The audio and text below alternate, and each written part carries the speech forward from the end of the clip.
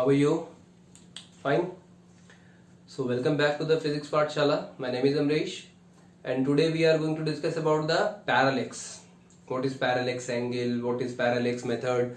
Last topic जो हम लोगों ने किया था यूनिट्स के बारे में, आपको मैंने पूरा बता दिया था यूनिट क्या होती है, फंडामेंटल कैसी होती है, डिराइव्ड कैसी होती है, प्रॉपर्टीज क्या होती हैं, और उस पर कुछ वैल्यूज आपको मैंने बताई थी। ठीक, अब हमको मेजरमेंट पढ़ना है। पूरा चैप्टर क्या था? Units and measurement. तो यूनिट आपने फर्स्ट पार्ट में पढ़ा, इस मॉड्यूल के फर्स्ट पार्ट में। आज क्या पढ़ना है? मेजरमेंट। और मेजरमेंट में केवल लेंथ का मेजरमेंट पढ़ना है, मास और टाइम का मेजरमेंट नहीं पढ़ना, वो इंपॉर्टेंट नहीं रखते, उसमें कोई मायने नहीं रखते, पूछा नहीं आता कभी भी। ठीक है, तो मेजरमेंट्स के बारे में पढ़ना है, कैसे आप चीजों को मेजर करते हैं। तो मेजरमेंट के लिए सबसे पहले किस चीज की जरूरत थी? यूनिट की, वो पढ़ लिया। अब आप देखें मेजरमेंट कैसे करना है। तो मेजरमेंट करने के लिए बेटा बहुत सारे मेथड्स है। जो भी आपकी फिजिकल क्वांटिटी दी गई है, उस फिजिकल क्वांटिटी को मेजर करने के लिए बहुत सारे मेथड्स हैं। तो उन मेथड्स को बेसिकली दो कैटेगरी में डिवाइड किया गया है। पहला और देखिए वो दो कैटेगरी है कौन सी? Measurement methods. ठीक, अब इसमें दो तरीके हैं। एक होता है डायरेक्ट मेथड, ठीक है, one is your direct method, और एक होता है इनडायरेक्ट मेथड।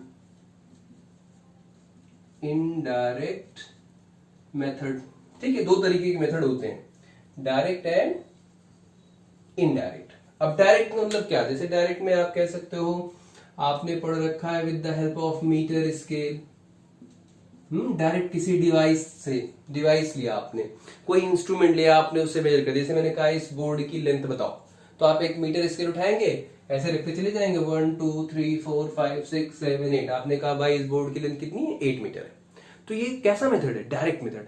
डायरेक्ट मेथड मतलब एक ऐसा मेथड जिसमें आप इंस्ट्रूमेंट की मदद से डायरेक्टली चीजों को मेथड से मेजर कर लेते हैं। ठीक, मीटर स्केल हो गया, या मास मेजरमेंट करना है, मास का मेजरमेंट, तो आपने फिजिकल बैलेंस उठा लिया, फिजिकल बैलेंस ले लिया, फिजिकल बैलेंस। ठीक, या और भी देखो लेंथ मेजरमेंट में अगर आ जाए तो वर्नियर कैलिपर यूज करते हैं, वर्नियर कैलिपर्स यूज करते हैं। और भी और छोटी चीजों को मेजर करना हो तो आप स्क्रू गॉज यूज करते हैं। आईसीएससी में ये आप पढ़ चुके हैं वर्नियर कैलिपर और स्क्रू गॉज का इस्तेमाल। सीबीएसई में क्लास 11 में बच्चा पढ़ेगा इस साल। और जाएंगे तो एक और इंस्ट्रूमेंट होता है स्फेरोमीटर। यानी कि जब आप किसी इंस्ट्रूमेंट की मदद से किसी भी फिजिकल क्वांटिटी को मेजर करते हैं, चाहे वो लेंथ हो, चाहे वो मास हो, चाहे टाइम हो, तो वो कैसा मेथड कहलाता है? आपका डायरेक्ट मेथड। अब इसमें ये मेथड्स कौन डिसाइड करेगा? जैसे ये तो मान लो मास का मेजरमेंट हो गया, बाकी सब लेंथ मेजरमेंट के लिए। ठीक है, जैसे मान लो 1 सेंटीमीटर स्केल है आपके पास, कोई भी सेंटीमीटर स्केल उठा लो, ये आपके पास 1 सेंटीमीटर स्केल है। अब इससे आपको मेजर करना है। ठीक, अब जरा सोचो, यही तो है सेंटीमीटर स्केल आपकी, ये ऐसे, ये तो 0 ही हो गया, फिर 1 2 3 4 5 6 7 8 9 10, ये हो गया 1, फिर ऐसे कैटेगरी रहती है। तो सबसे छोटी वैल्यू से कौन सी मेजर कर सकते हो? यही तो, ये कितना? 1 mm। इससे छोटा तो मेजर कर नहीं सकते हो आप इससे, है ना? सबसे छोटा ही मेजर कर सकते हो, ये 1 mm। 1 mm यानी कि ये चीज मेजर कर सकते हो आप नियर अबाउट 10⁻⁻² मीटर तक, सबसे छोटी। और मैक्सिमम कहां? 100 मीटर तक चले जाओ। 100 मीटर तक हम, ये बहुत बड़ा अगर बोर्ड है 100 मीटर, तो बार बार रिपीट करो, 100 मीटर सेंटीमीटर रिपीट करते करते करते करते चले जाओ, भाई कुछ देर तक आप 100 मीटर भी मेजर कर लोगे। यानी 10⁻² मीटर इसकी क्या होगी? मिनिमम वैल्यू ना, सबसे कम। क्या इससे छोटी मेजर कर सकते हो? सोचो क्या इससे छोटी मेजर हो सकती है? 1 mm से भी छोटी मीटर स्केल की मदद से? नहीं कर सकते ना। 1 mm छोटी कैसे? इससे ज्यादा को तो एरर आने लगेगी, कुछ पता नहीं। अब ये सब एरर एनालिसिस में पढ़ेंगे, इससे छोटी बड़ी क्यों नहीं होगी, अभी जिद नहीं करते। ठीक है, अच्छा, अब इससे छोटी अगर चाहिए, 10⁻² मीटर से भी छोटा चाहिए, तो आप कहां चले जाएंगे? वर्नियर कैलिपर में नियर अबाउट 10⁻⁴ मीटर, सबसे छोटी, यहां तक मेजर करके दे सकता है। अब 10⁻⁴ मीटर, जैसे आप पेन है आपका, ये पेन की कैप है, पेन की कैप का अंदर वाला डायमीटर मेजर करना है। अब ऐसी चीजों के लिए एक्सटर्नल डायमीटर, इंटरनल डायमीटर, ये अंदर का डायमीटर, इसको डेप्थ निकालना हो इस कैप के अंदर कितनी गहराई है, इन सब के लिए वर्नियर कैलिपर की जरूरत पड़ती है। ठीक, मिनिमम कहां तक? 10⁻⁴ मीटर, इससे छोटा नहीं मेजर कर पाएगा। अब इससे भी छोटा अगर चाहिए, यानी कि इसकी गहराई से छोटा या इसके इंटरनल डायमीटर एक्सटर्नल डायमीटर से भी अगर छोटी वैल्यू है उसके मेजरमेंट के लिए चाहिए तो आप जाएंगे कहाँ, स्क्रू गॉज में नियर अबाउट 10⁻⁵ मीटर तक की वैल्यू को दे सकता है। यानी समझ रहे हैं, प्रेसिशन की बात है, एग्जैक्टनेस की बात है। ऐसा नहीं है कि आप वर्नियर कैलिपर से किसी ये जैसे आपका ये पेज है, पेज यानी पेपर है, पेपर की थिकनेस नहीं नाप सकते लेकिन फिर भी हम स्फेरोमीटर यूज करते हैं। क्यों? क्योंकि उसकी प्रेसिशन ज्यादा है। अभी ये प्रेसिशन क्या होता है, सब जब एरर एनालिसिस पढ़ाऊंगा तो बताऊंगा। वर्नियर कैलिपर का एक शायद पूरा वीडियो आपको मिले, क्योंकि वर्नियर कैलिपर एक ऐसा टॉपिक है जो कंपटीशन का पिटा है टॉपिक है, मतलब आता ही आता है। अब क्लास 10 में आप गए हैं, वर्नियर कैलिपर देख लिया, लीस्ट काउंट इतना होता है, उसकी वैल्यू निकालना सीख लिया, that is not going to ask in the board examination as well as the competition examination. The question is going to ask from the concept of vernier calliper. Vernier calliper के principle क्या है, 1 MSD बराबर क्या करते हैं, क्यों 1 MSD minus 1 VSD करते हैं, सारी बातें जब आप करेंगे तो एक वर्नियर कैलिपर का टॉपिक आपको भेजूंगा मैं आपके पास, परेशान ना हो, उसका अलग एक वीडियो आपको मिलेगा। ठीक, तो ये देखो डिस्टेंस पे जैसी रिक्वायरमेंट हो, बड़ी है लेंथ, छोटी है लेंथ, बहुत छोटी है माइक्रोस्कोपिक लेवल पे, माइक्रोस्कोपिक लेवल पे, उस हिसाब से हम इंस्ट्रूमेंट को यूज करते हैं। बट डायरेक्ट मेथड क्या कहलाता है, जिसमें हम डायरेक्टली इंस्ट्रूमेंट रखे और वैल्यू को निकाल लिया। ठीक, that is called direct method. अच्छा, देन उसके बाद आते हैं बेटा इनडायरेक्ट मेथड। अब इनडायरेक्ट मेथड में बहुत सारे मेथड्स हैं, हालांकि आपकी एनसीईआरटी में तो 2 ही दिया गया है। एक आपका इनडायरेक्ट मेथड में पैरालेक्स मेथड दिया गया जो सबसे इंपॉर्टेंट है, जिससे क्वेश्चन बनते हैं एग्जैक्टली, और एक आपका ऑयलिक मेथड, ऑयलिक एसिड या ऑयलिक ड्रॉप का कंसंट्रेशन से है, वो मैं पढ़ाऊंगा भी नहीं। एनसीईआरटी में 4-5 लाइन लिखी गई है, आपकी बुक में लिखा गया, पढ़ लीजिएगा कैसे निकालते, पूछा नहीं जाता कभी भी वो आपसे, बहुत खास। पैरालेक्स पूछा गया है तो आपके होम एग्जामिनेशन में भी, कॉम्पिटिशन में भी उसका सवाल बनता है, मैं वो पैरालेक्स आपको कराऊंगा। ठीक है, और भी इनडायरेक्ट में बहुत सारे हो सकते हैं, वो आपके बुद्धि पे डिपेंड करता है, हाँ, आपके माइंड पे डिपेंड करता है कि इनडायरेक्ट मतलब क्या, जो डायरेक्ट इंस्ट्रूमेंट से नहीं निकाला जा सकता। जैसे यहां से अर्थ से सन के बीच की डिस्टेंस में कहूं निकालने के लिए आपको, या मून का डायमीटर कहूं निकालने के लिए, सन का डायमीटर कहूं निकालने के लिए, तो कौन सा इंस्ट्रूमेंट लेके जाओगे भाई? मेरे सन के ऊपर क्या, चलो उसके एक डायमीटर में बैठो, एक डायमीटर पे तुम बैठो, लगा के इंच टेप निकाल लिया आपने, नाप लिया, नहीं हो पाएगा, प्रैक्टिकल नहीं पॉसिबल है। मतलब कि इनडायरेक्ट मेथड ऐसे मेथड्स हैं जिसमें हम किसी इंस्ट्रूमेंट की मदद से उस तरीके के, उस फिजिकल क्वांटिटी का मेजरमेंट नहीं कर सकते। और ये ऐसे अनगिनत मेथड हो सकते हैं, that depends upon your intellect. जैसे मान लो एक बहुत बड़ा वायर है, बहुत बड़ा वायर, आपको उस वायर की लेंथ पता करनी है। अब अभी मैं इनडायरेक्ट लिख नहीं रहा हूं, मैं समझा रहा हूं कि इनडायरेक्ट में लिखने को मैं केवल लिखूंगा पैरालेक्स, अभी बस पैरालेक्स बस। लेकिन ऐसा नहीं कि इनडायरेक्ट मेथड केवल एक ही है, बहुत सारे हैं, बहुत सारे। कुछ तो आपने पढ़ के भी आए हैं, जैसे राडार की मदद से, राडार आपने पढ़ा होगा क्लास 9-10 में, इको मेथड से आप डिस्टेंस निकालते थे, हिल और अपने बीच में, 2 हिल्स के बीच की डिस्टेंस, वो सब इनडायरेक्ट मेथड है। ऐसे मान लो बहुत बड़ा सा एक वायर हो, उस वायर की लेंथ आपको निकालनी हो तो आप क्या करिए, एक सिलेंडर ऐसे ले लीजिए, ये सिलेंडर लिया और इस सिलेंडर पर उस बहुत बड़े वायर को लपेट दिया, सबको लपेट दिया, सबको। ठीक, मान लो इतना बड़ा वायर था, अब इसकी लेंथ तुमको निकालनी, तुमने इतने बड़े वायर को इस सिलेंडर के ऊपर ऐसे ऐसे ऐसे कॉइल कर दिया, फिर तुमने गिना कितने नंबर ऑफ टर्न्स हैं इसमें, कितने नंबर ऑफ टर्न्स है। एक टर्न की लेंथ कितनी होगी भाई, इस सर्कुलर सेक्शन के सर्कमफेरेंस के बराबर ही होगी ना, 2πr के लेंथ ऑफ 1 टर्न बराबर कितनी होगी, 2πr। r क्या होगा, इस सिलेंडर का रेडियस, तो तुमको पता होगा, r पता है, length of 1 turn is 2πr, यानी एक टर्न की लंबाई 2πr है भैया मेरे, और तुमने ऐसे 1 2 3 कितने टर्न बनाया, 100 टर्न, तो टोटल कितना हो जाएगा, 100। लो, ये भी मेथड एक डिस्टेंस निकालने का, लेंथ निकालने का। ठीक है, वायर की लेंथ निकाल सकते, तो ऐसे बहुत सारे। हमें फिलहाल केवल एक पढ़ना है जो मेन है आपका, और वो है आपका पैरालेक्स मेथड। जो हमें पढ़ना है इनडायरेक्ट मेथड में कौन सा बेटा, वो है पैरालेक्स मेथड। और पैरालेक्स मेथड का इस्तेमाल हम करते हैं to measure large distances, large distances मतलब कि प्लैनेट्स और प्लैनेट्स के बीच की डिस्टेंस, अर्थ और सन के बीच की डिस्टेंस, सन और मून के बीच की डिस्टेंस। डायमीटर निकालना हो प्लैनेट का किसी, तब यूज करते हैं। मून का डायमीटर भी निकलवाएंगे, मून का डायमीटर आपको निकलवाएंगे, मून का डायमीटर अगर इतना है तो लेंथ कितनी होगी, डिस्टेंस कितनी होगी, सारी चीजें। तो बहुत लार्ज डिस्टेंस को मेजर करने के लिए हम कैसा मेथड इस्तेमाल करते हैं, पैरालेक्स मेथड। ठीक है, तो ये हो गया डायरेक्ट, ये हो गया इनडायरेक्ट। इनडायरेक्ट मैंने पहले बताया, एक नहीं बहुत सारे हैं, वो आपके सेंस पे डिपेंड करता है, आपके इंटेलेक्ट पे डिपेंड करता है, कितने दिमाग लगा के आप कितने तरीके से आप इनडायरेक्ट निकाल सकते हैं। इको मेथड लगा सकते हो, साउंड जो सोनार होता है वो भी तो ऐसे मेजर करता है डिस्टेंस की, कितनी दूर पर ट्रेस है कोई, है ना, ये सारी चीजें। फिलहाल आओ पैरालेक्स पढ़ते हैं। पैरालेक्स क्या होता है? Parallax method. अब देखो पैरालेक्स मेथड समझने के लिए थोड़ा सा आपको अपने ऑब्जर्वेशनल स्किल को ऑन रखना पड़ेगा। ऑब्जर्वेशनल है, ठीक है, थोड़ा सा अपने आप को अटेंटिव रखना पड़ेगा ऑब्जर्वेशन का, कैसे जो चीज बता रहा हूं उसको ऑब्जर्व कर पा रहे हो नहीं ऑब्जर्व कर पा रहे हो, ठीक। देखो सब पहले तो पैरालेक्स में डेफिनेशन लिख दूं आपको, आसान से आप समझ लो क्या है पैरालेक्स। डिफरेंट पोजीशंस, ठीक। मतलब सिंपली अगर पैरालेक्स को डिफाइन करो तो parallax is the name given to a phenomena of change in the position of an object with respect to the background when it is observed from two different positions, ठीक। किसी एक object की position को background में किसी के respect में अगर आप देख रहे हो अलग अलग जगह से, तो उसकी पोजीशन में जो शिफ्टिंग होती है that phenomena is called what? Parallax. अब डेफिनेशन छोड़ो और समझाने की कोशिश करें तब समझ में आएगा। जैसे मान लो इसका एक तो मैं एग्जैक्ट जो एक्सप्लेनेशन है वो दे रहा हूं, फिर एक प्रैक्टिकल करते हैं। अभी यहीं पे करेंगे वो अपने आप समझ में आएगा। पहले इसको समझो। मान लो आप यहां पर एक किसी कार में हैं, यहां पे आप एक कार में बैठे हो, ठीक है, और इस कार से बैठकर आपने किसी ट्री को देखा, ठीक। ये है वो ट्री जिसको आप देख रहे हो, और इस ट्री के जस्ट पीछे क्या है? एक टार है।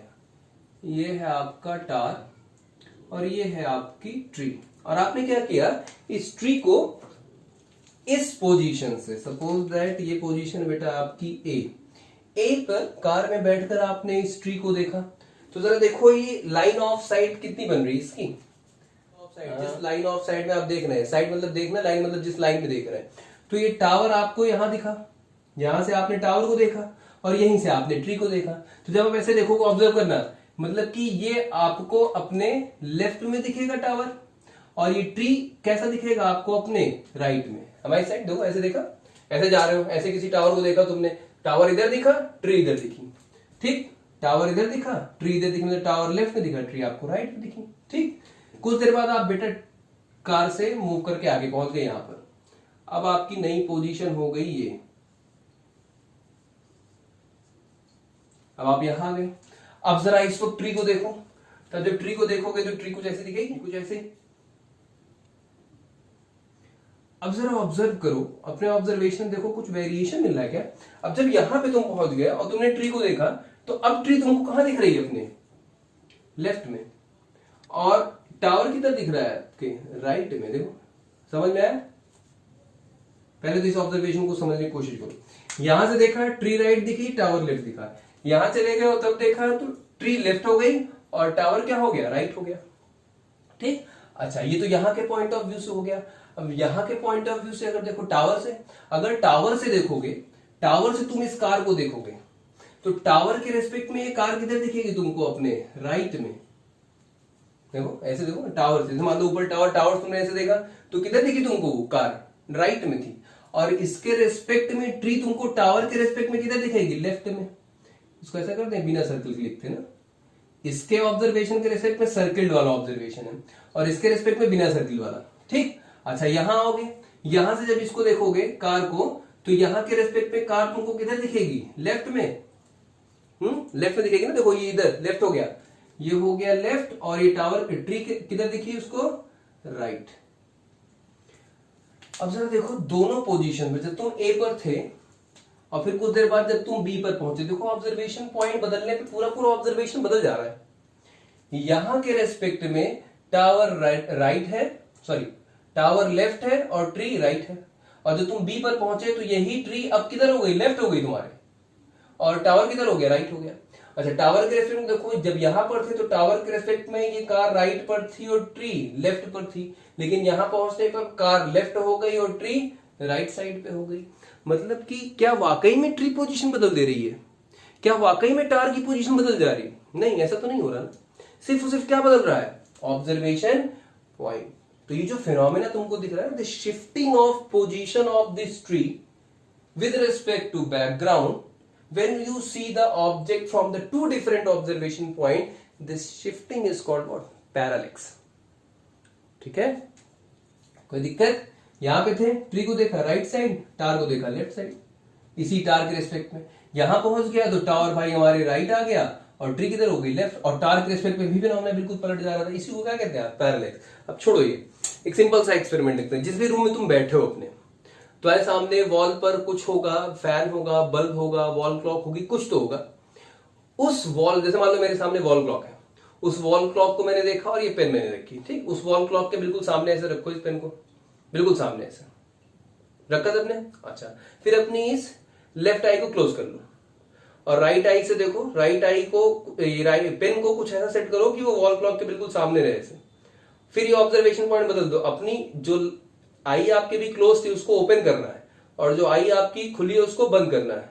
जैसे ऐसा करोगे, देखो इसको बंद किया, इसको ओपन किया, वो जो पोजीशन है इसकी शिफ्ट हो गई होगी। फिर देखो, जैसे मान लो ये वो पॉइंट है, दिख रहा है, और मैंने इसको अपने पेन के सामने ऐसे किया, मैंने इस वक्त लेफ्ट आई क्लोज की है और मैं मिला रहा हूं क्योंकि ये पेन और वो पॉइंट बिल्कुल आमने सामने है, बिल्कुल पीछे, ठीक। और जैसे मैं अपनी राइट आई को ओपन कर रहा, राइट आई को क्लोज करके लेफ्ट आई को देख रहा हूं, ये पेन मेरी इधर शिफ्ट हो जा रही है। उस बैकग्राउंड के रिस्पेक्ट में इसकी पोजीशन क्या, और एक बार इधर, फिर इधर, फिर इधर, फिर इधर, फिर इधर, फिर इधर। देखना किसी अपोजिट सेक्स के सामने हरकतें मत करने, मार भी खाओगे, ठीक है। तो ये जो शिफ्टिंग हो रही है, this shifting is called what? Parallax, ठीक। और इसी पैरेलैक्स की मदद से हमें निकालना है डिस्टेंट ऑब्जेक्ट की डिस्टेंसेस। यहां से सन की डिस्टेंस, यहां से मून की डिस्टेंस, मून के डायमीटर की डिस्टेंस, सब निकाल सकते हैं।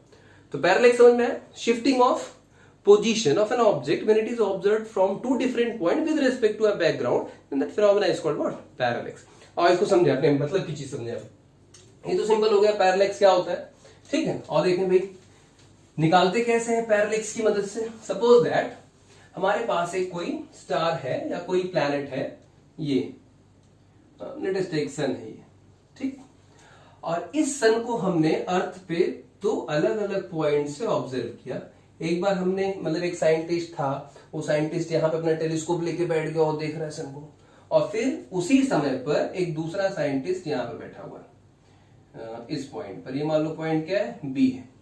यहां पर भी एक टेलीस्कोप है, यहां पर भी एक टेलीस्कोप है, यहां भी एक साइंटिस्ट है, यहां भी एक साइंटिस्ट। अब इस सन से भी पीछे, यानी उस प्लेनेट से भी दूर कोई स्टार हो, उस स्टार के रिस्पेक्ट में, मान लो यहां है वो स्टार, ये इस स्टार के रिस्पेक्ट में यहां से टेलीस्कोप से इस सन को देखा जा रहा है, और इसी स्टार के रिस्पेक्ट में यहां से इस टेलीस्कोप से इस सन को देखा जा रहा है, ठीक। तो ये स्टार इतनी दूर है, इतनी लार्ज डिस्टेंस पे है कि इसके रिस्पेक्ट में सन की पोजीशन वगैरह चेंज नहीं होगी, ठीक है। तो हमें इसकी जरूरत भी नहीं पड़ेगी फिलहाल, ठीक। बुक्स में लिखा गया है, लेकिन मैं आपको जो बता रहा हूं उसको समझ लो कि जरूरत ही नहीं पड़ेगी, ठीक।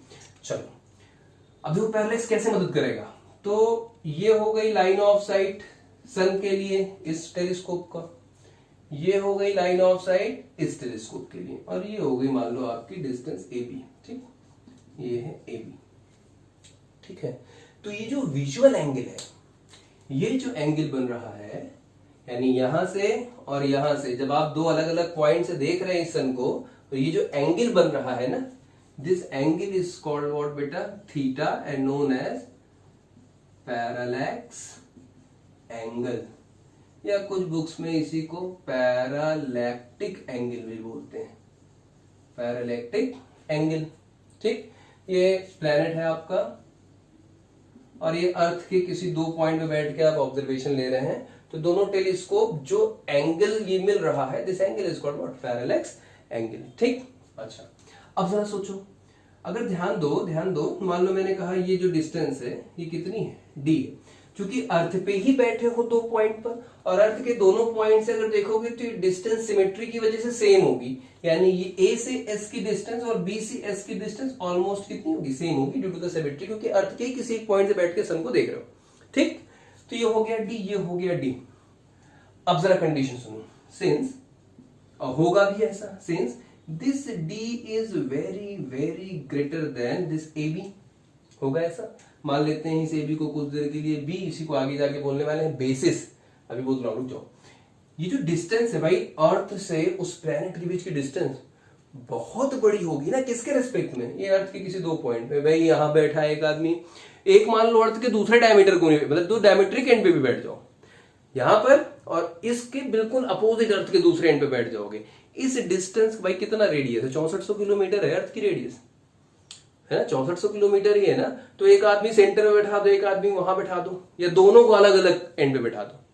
12800 किलोमीटर में, 12800 किलोमीटर ही तो होगा, उससे ज्यादा होगा नहीं। इतनी डिस्टेंस के रिस्पेक्ट में, इतनी डिस्टेंस के रिस्पेक्ट में ये भाई जो प्लैनेट के बीच की डिस्टेंस तो बहुत बड़ी है, यानी कि d is very very greater than this b। और अगर ऐसा है then this AB can be treated as what, क्या ये लिख दूं, आर्क लेंथ AB।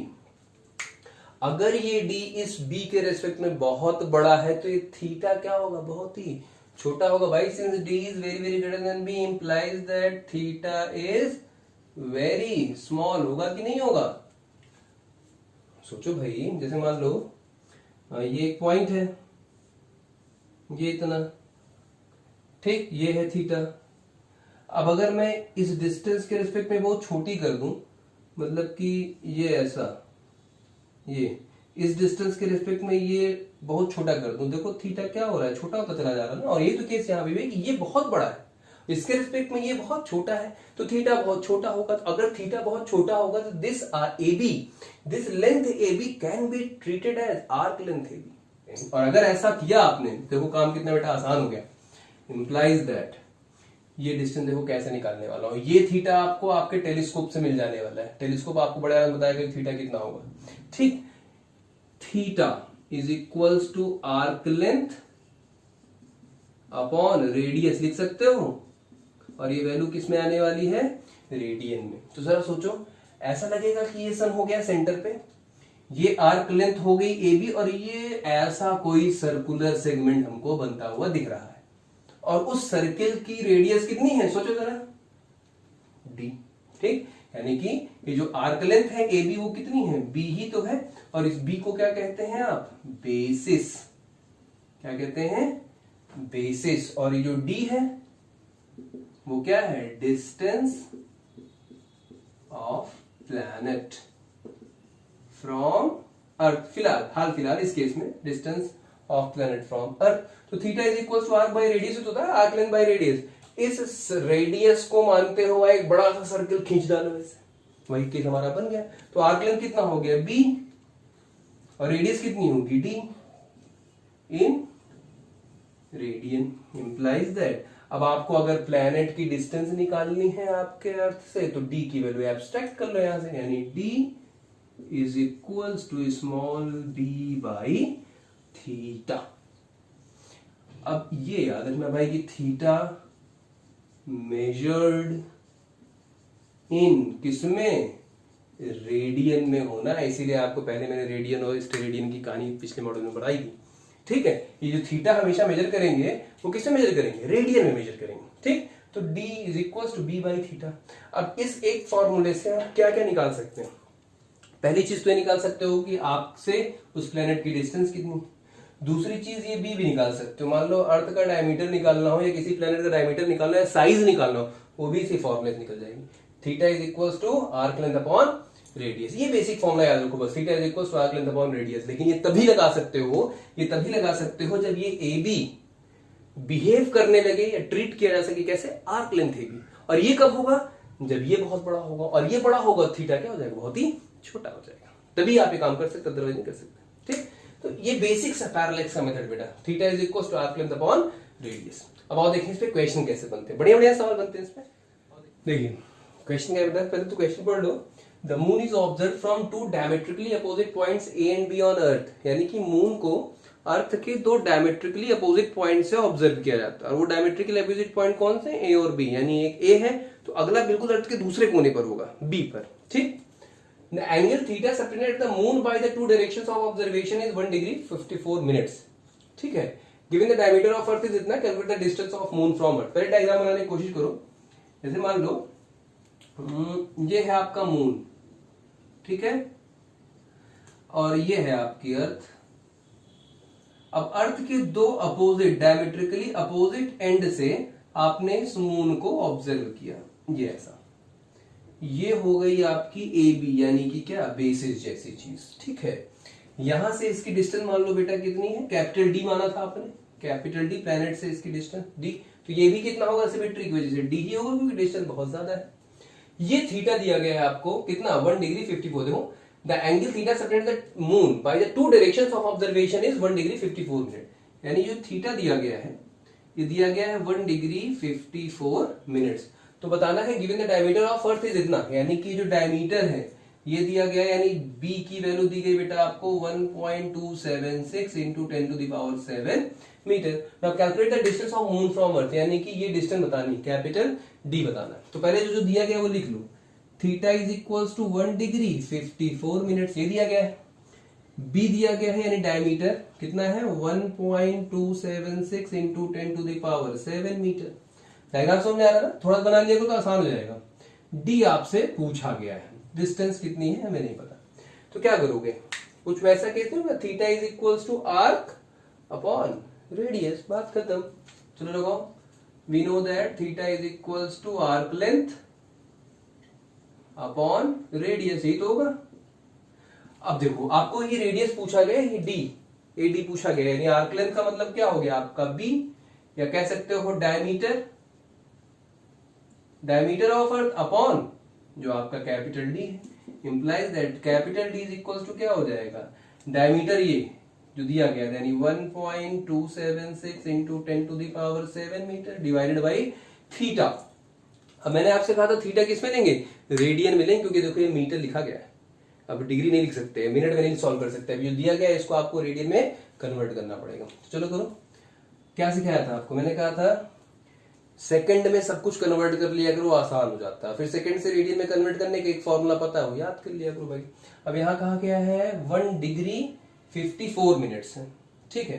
तो पहले तो 1 डिग्री को मिनट में कन्वर्ट करो, तो 1 डिग्री में कितने मिनट्स, 60 मिनट्स प्लस 54 मिनट्स कितना हो जाएगा, 6 5 11 114 मिनट्स, यानी पहले ये कन्वर्ट कर लो बेटा 114 मिनट्स में। 114 मिनट्स को सेकंड में कन्वर्ट करो तो 1 मिनट में कितना सेकंड, 60 सेकंड, तो 114 मिनट में कितने हो जाएंगे, 114 इंटू 60, ये हो गया सेकंड में कन्वर्ट। और सेकंड को रेडियन में कन्वर्ट करने के लिए वो एक फॉर्मूला आपको मैंने याद कराया था, मैंने कहा था इसको याद कर लो, 4.85 इंटू 10 की पावर -6, और ये वैल्यू आ गई आपकी फर्स्ट क्लास किसमें, रेडियन में, ठीक। डिग्री मिनट जिसमें भी दिया गया, पहले सबको सेकंड में कन्वर्ट कर लो। 1 डिग्री में कितने मिनट, 60 मिनट, 60 प्लस 54 टोटल हो गया 114 मिनट्स। 114 मिनट्स में कितने सेकंड्स, तो 1 सेकंड में 60 सेकंड, 1 मिनट में 60 सेकंड, तो 114 कितना हो जाएगा, मल्टीप्लाई कर दिया आपने। और 1 सेकंड में कितने रेडियन, इतने, तो इतने में कितने रेडियन मल्टीप्लाई कर दिया, ठीक। And divided by 114 multiplied by 60 multiplied by 4.85 into 10 की power -6, and rest is history. आप सॉल्व करेंगे इसको। नेक्स्ट देखिए, sun's angular diameter is measured 1920 seconds. The distance of sun from earth is 1 AU, 1 astronomical unit जिसको आप कहते हैं ना। What is the diameter of the sun, अब देखो क्या है, size, shape of the, size of the सन पूछा गया एक तरीके से ना। मैंने क्या कहा था, एस्ट्रोनॉमिकल ये जो आपका पैरालेक्स मेथड है उससे आप डिस्टेंस मेजर कर सकते हैं दो प्लैनेट्स के बीच में, प्लैनेट्स की साइज से मेजर कर सकते हो, डायमीटर निकाल लो, पता चल जाएगा, वही पूछा गया, what is the diameter of the sun. अब देखो क्या कहा, sun's angular diameter is measured 1920 second, मतलब कि थीटा दिया गया है बेटा आपको 1920 सेकंड्स, ठीक। Distance of sun from earth is 1 AU, यानी अगर डायग्राम बनाने सोचे है आपका सन, ठीक। अब सन और ये है कोई अर्थ, ये आपकी अर्थ है, ठीक। ये जो एंगुलर डायमीटर दिया गया है, यानी कुल मिला के जो एंगल सबटेंड हो रहा है अर्थ पर, वो कितना दिया गया आपको 1920 सेकंड। थोड़ा सवाल समझ लो भाई, ये सन है, सन ने अर्थ पर, अर्थ के किसी पॉइंट पर कितना एंगुलर डायमीटर सबटेंड किया 1920 सेकंड्स, ठीक। और सन से अर्थ की डिस्टेंस आपको पता है दी गई है 1 एस्ट्रोनॉमिकल यूनिट। अब आपको 1 AU की वैल्यू पता होनी चाहिए, इसीलिए मैंने लास्ट टॉपिक पे, लास्ट मॉड्यूल में एक्सप्लेन किया था 1 AU क्या होती है। 1 AU is the average distance between sun and earth, earth और सन के बीच की एवरेज डिस्टेंस होती है, तो कितनी होती है 1.496 into 10 to the power 11 metre. ये दोनों आपको दिया गया, आपसे कहा गया है कि सन से अर्थ की दूरी बेटा इतनी है, और सन ने जो एंगुलर डायमीटर, जो सन के एंगुलर डायमीटर ने जो एंगल सबटेंड किया अर्थ पर, वो कितना है 1920। Sun's angular diameter is measured 1920। Then what is the diameter of the sun, ये पूछा गया, यानी इस बार क्या हो गया, ये हो गई बेसिस और ये हो गया क्या, कैपिटल डी, ये हो गया थीटा।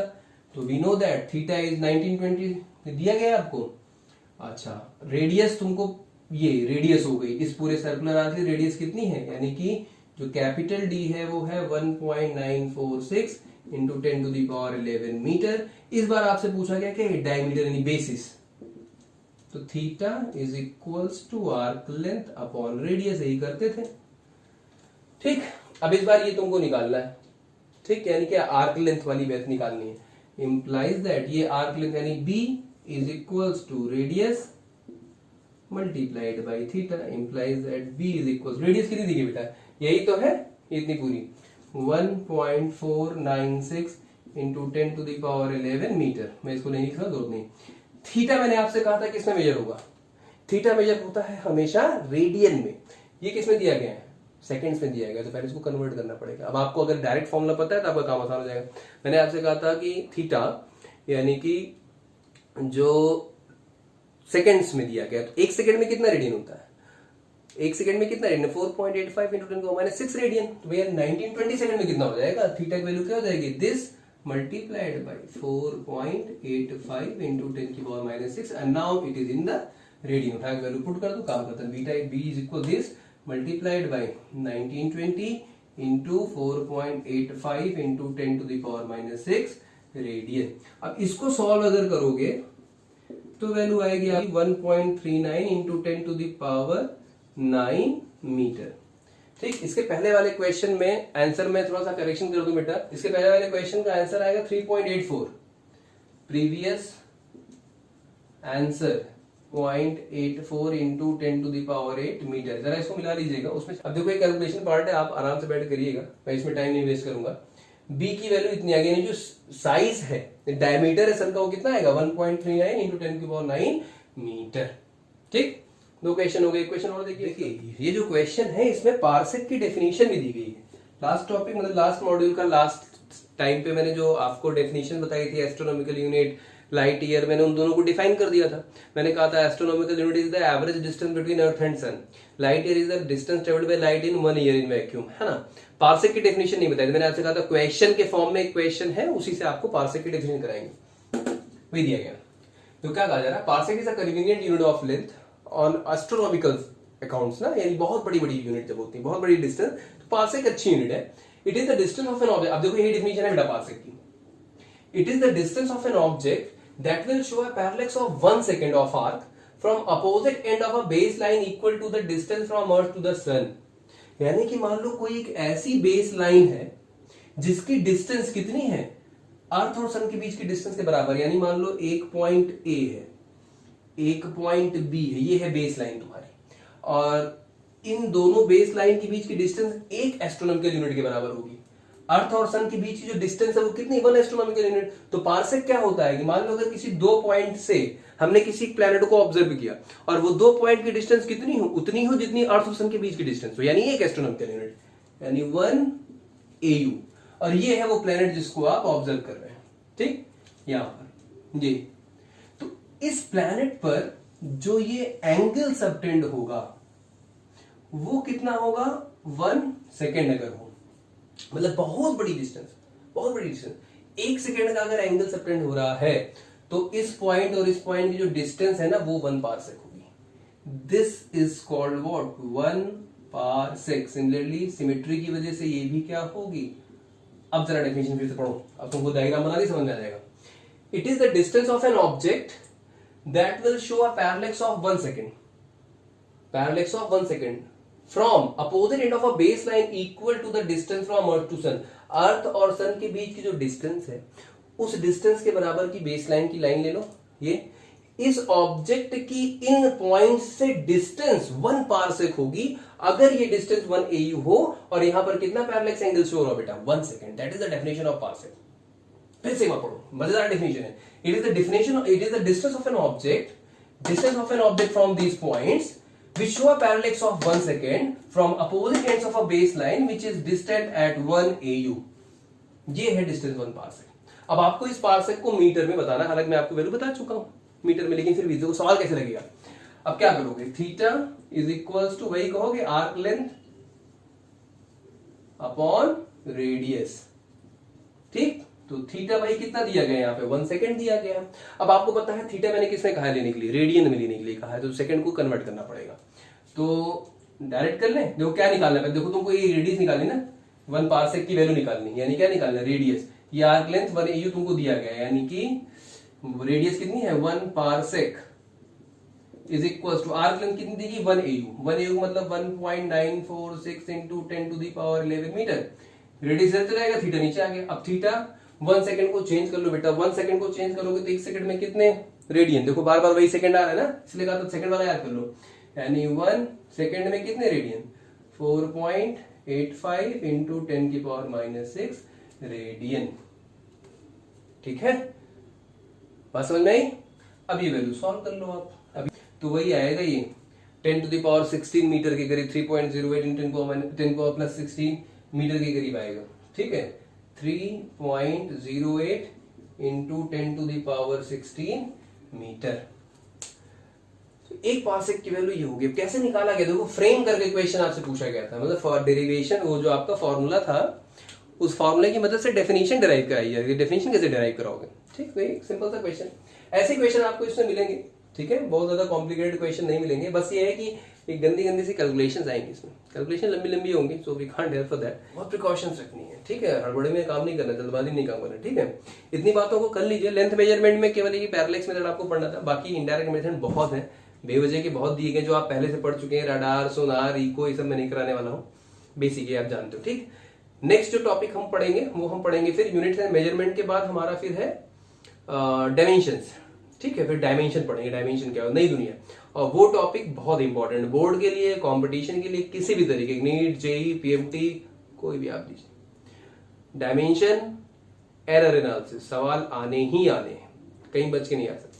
ठीक, बहुत बेसिक सा, मजेदार, अच्छा है, इंटरेस्टिंग, आपको मजा आएगी। ठीक, अच्छा एक चीज और याद रखिएगा, जो ये आपको मैंने फंडामेंटल यूनिट्स बताई ना बेटा, metre, kilogram, second, ampere, candela, mole, luminous intensity की सब बताई ना, इनकी डेफिनेशन है। मैंने आपको प्रॉपर्टी लिखवाया था, मैंने कहा था वेल डिफाइंड है, प्रॉपर्टी शायद भूल गया था मैं, दे आर वेल डिफाइंड, मतलब इनकी डिफाइन किया गया, एनसीईआरटी में भी दिया गया है और आपके बुक्स में भी लिखा होगा। याद नहीं करना, वो एग्जाम में पूछेगा भी नहीं कोई आपसे, किसी एग्जाम में नहीं पूछा जाएगा कि 1 मीटर क्या होता है, 1 एम्पियर क्या होता है, लेकिन आपको ये पता होना चाहिए इंफॉर्मेशन के लिए कि 1 केजी क्या है। जैसे आप गए, आप जैसे मार्केट गए, आपने सपोज एप्पल खरीदा और आपको एप्पल 1 केजी लेना था, 1 केजी एप्पल में मान लो आपको 4 मिले, कभी आपने सोचा कि आखिर 4 ही क्यों मिले? कुछ ऐसा हो जाए कि 1 केजी की वैल्यू कुछ इतनी हो जाए कि हमें 10, 12, 15 एप्पल्स मिल सके। सोचा कभी कि 1 केजी क्या है भाई, ये तो पता है भाई, चल 4 एप्पल मिले तो इसका वेट 1 केजी होगा, मैं कह रहा हूं 1 केजी क्या है। आपने कहा भाई आपके घर से स्कूल की डिस्टेंस 4 किलोमीटर है, मैं आपसे पूछ रहा हूं 1 मीटर डिस्टेंस क्या है। यहां से लेके आपके घर की डिस्टेंस 4000 मीटर है, चलो मान लिया, 1 मीटर डिस्टेंस क्या है, कितनी होती है। आपके घर में एक वायर जा रहा है, उसमें मान लो 10 एम्पियर की करंट जा रही है, 10 ampere of current is flowing in a wire. Now कभी सोचा कि यार 1 एम्पियर करंट कितनी होती होगी? इन सबकी डेफिनेशन दी गई है, बुक्स में दी गई है, आराम से बैठ के पढ़ना। मैं कुछ आपको बता देता हूं, जैसे केजी की ले लो, बेसिक केजी, किलोग्राम। अब जो मैंने आपको उस संस्था का नाम बताया था, international bureau of weights and measure करके, उस संस्था में, पेरिस में है, उस इंस्टीट्यूट में एक प्लैटिनम इरिडियम का सिलेंडर रखा गया। प्लैटिनम इरिडियम का एक अलॉय है, प्लैटिनम इरिडियम, इसका एक एलॉय है, उसका एक सिलेंडर वहां रखा गया बेटा। सिलेंडर का शेप आप सबको पता है ऐसा, और इस सिलेंडर की हाइट फिलहाल उस वक्त तो 3.9 सेंटीमीटर थी 1971 में, या जब ये डिफाइन हो रहा था, लेकिन धीरे धीरे कोरोजन होते होते एटमॉस्फेरिक कंडीशंस, अब उसकी साइज थोड़ी सी बदल रही है, एरिया ऑफ क्रॉस सेक्शन वगैरह बदल रहा है, तो बहुत ही जल्दी आपकी डेफिनेशंस भी कुछ बदलने वाली होंगी, कुछ नई डेफिनेशंस हो सकता आ जाए या उसको फिर से रिप्लेस किया जाए, बट फिलहाल जो थी वो बता देता हूं कि उस प्लैटिनम इरिडियम सिलेंडर की, जिसकी हाइट 3.9 सेंटीमीटर है, whatever is the weight of that cylinder is called what? 1 kg. 1 kg. उस प्लैटिनम इरिडियम सिलेंडर की 3.9 सेंटीमीटर हाइट की जो भी वेट है, जो भी मास है that mass is equal to what 1 kg। और सारे के सारे मासेस जो आपके लिए गए हैं 1 kg 2 kg उसी स्टैंडर्ड वेट से कंपेयर करके लिए गए। ठीक, ऐसे ही करंट देखो 1 एम्पियर, ये भी डिफाइंड है, वेल डिफाइंड। यूनिट ऐसी नहीं हो सकती कुछ भी उठा के रख लिया आपने, नहीं, आपको उसको डिफाइन करना पड़ेगा। जैसे मान लो 2 इनफाइनाइट लेंथ के वायर हो, कैसे वायर है ये, infinite length of wire, infinite length, बहुत बड़े। अच्छा, इनका एरिया ऑफ क्रॉस सेक्शन बहुत कम, मान लो 1 मीटर स्क्वायर, नेग्लिजिबल, ना के बराबर है। ठीक है, इनके बीच की डिस्टेंस 1 मीटर हो, दो पैरेलल वायर जो रखे हैं ये दोनों, इनके बीच की डिस्टेंस कितनी है 1 मीटर है, और दोनों में करंट जा रही, दोनों में करंट जा रही है। अब चाहे करंट सेम डायरेक्शन में हो चाहे अपोजिट डायरेक्शन, उससे कोई फर्क नहीं पड़ता।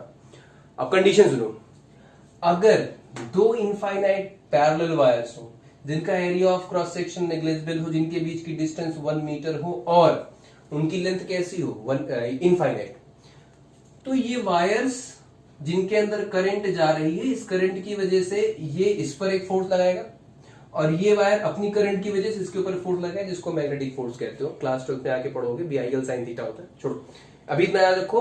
उसमें फंडामेंटल फोर्सेस बताया था कि अगर कोई वायर है उसमें करंट होगी तो क्या करेगा, वो एक फोर्स लगाएगा। ये वायर है इसमें एक करंट है तो ये इस पर एक फोर्स एक्सर्ट करेगा, ये वायर है इसमें एक करंट है तो ये वायर इस पर भी फोर्स एक्सर्ट करेगा। अगर इफ फोर्स पर, अब याद ये देखो कंडीशन कितनी बढ़िया है, if force per unit length of wire is 2 × 10⁻⁻7 Newton, यानी कि ये वायर, इस वायर के यूनिट लेंथ यानी 1 मीटर लेंथ पर, इसके ये यूनिट लेंथ पर कितना फोर्स लगा है 2 × 10⁻⁷ न्यूटन। ये वायर इस वायर के यूनिट लेंथ पर कितना फोर्स लगा है 2 × 10⁻⁷ न्यूटन। अगर इतना फोर्स लग रहा है तो जो ये करंट पास हो रही है ना, this current will be what 1 ampere. इसी को कहते हैं डेफिनेशन ऑफ एम्पियर, आपसे बहुत पूछा था बोर्ड में क्लास 12 में। ठीक है, सोचो डिवाइड है कि नहीं। If there are two wires of infinite length having negligible cross-sectional area and separated by a distance 1 meter, if they exert per unit length of the wire of force 2 × 10⁻⁷ Newton, then the amount of current flowing in the wire is called what 1 ampere. Defined है। ऐसे ही 1 metre भी defined है, 1 second भी defined है, luminous intensity 1 candela भी defined है, 1 मोल भी defined है। सारी डेफिनेशन बुक में जाकर देखो तो लिखा गया है। ठीक है, बोर्ड में पूछा नहीं जाता, लेकिन जानते रहो ऐसे हर किसी को नई यूनिट बना देंगे आप। ठीक, इस बात को याद रखिएगा।